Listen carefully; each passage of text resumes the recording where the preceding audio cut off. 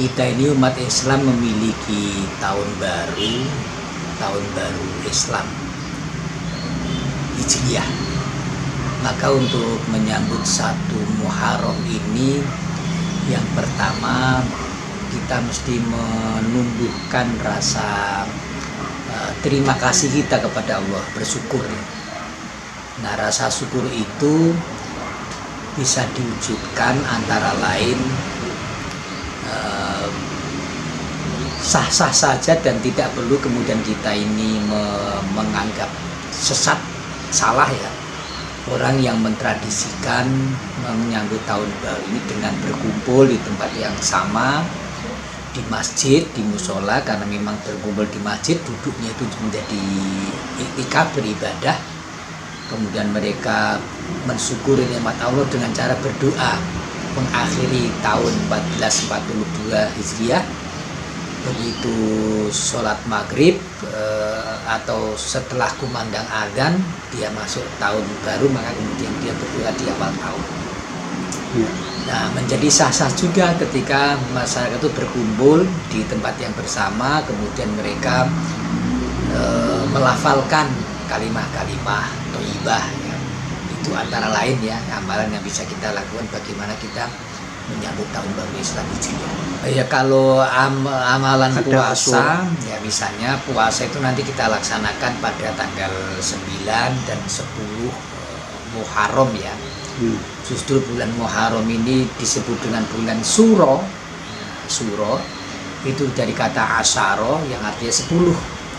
Karena pada tanggal 10 itulah Allah memberikan berbagai macam pertolongan kepada hamba-hamba Allah yang mengalami kesulitan. Maka kita perlu mentradisikan untuk bisa membantu orang lain pada tanggal 10 Muharram.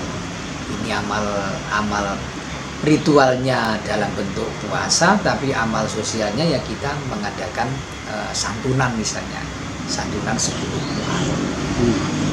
Kalau dari ibadah ritualnya puasa misalnya ya, nah, puasa 10 Muharram ini ya kita pantas berdoa kiranya dosa-dosa kita ya, 1 tahun yang lalu itu diampuni oleh Allah ya. Itu dari sisi semangat ya, semangat untuk berpuasa.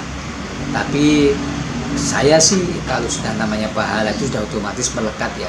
Tapi bagaimana sekarang kita bisa memaknai ya, makna-makna sosial yang ada di balik ritual itu ya. Kemudian karena dulu tanggal 10 Muharram itu orang-orang Yahudi di Madinah juga mengadakan aktivitas agama, maka Rasulullah ingin membedakan supaya tradisi Islam tidak sama dengan mereka, ditambah dengan puasa sunat tanggal 9 Muharram ya. Mana lain ya dari dibalik tahun baru Islam ini adalah semangat berikhtiar. Ini yang saya anggap menjadi penting, semangat berikhtiar. Karena apa? Di dalam proses hijrah itu Allah memberi penilaian kepada semangat orang yang berhijrah. Nah, misalnya ada salah seorang sahabat yang namanya Domro bin Jundab berniat berhijrah ke Madinah, tapi meninggal di tengah perjalanan. Kematiannya dilaporkan kepada Rasulullah, lalu kemudian Allah menurunkan jawaban ya, wa may yahrus min baitihi muhajiran illallahi wa rasulihi tsumma yudrikul maut faqad waqa'a ajruhu 'ala Allah. Siapa yang berhijrah ke Mekah tapi kemudian mati di tengah jalan, maka pahalanya telah sampai kepada Allah. Ini artinya apa? Allah memberikan penilaian itu pada ikhtiarnya. Soal hasil Allah yang menentukan. Kewajiban kita adalah ikhtiar. Nah, apalagi sekarang saat seperti ini kita berbanyak ikhtiar kita. Jadi suasana pandemi tidak boleh menyurutkan semangat kita menyambut tahun baru. Ya. Tahun baru kita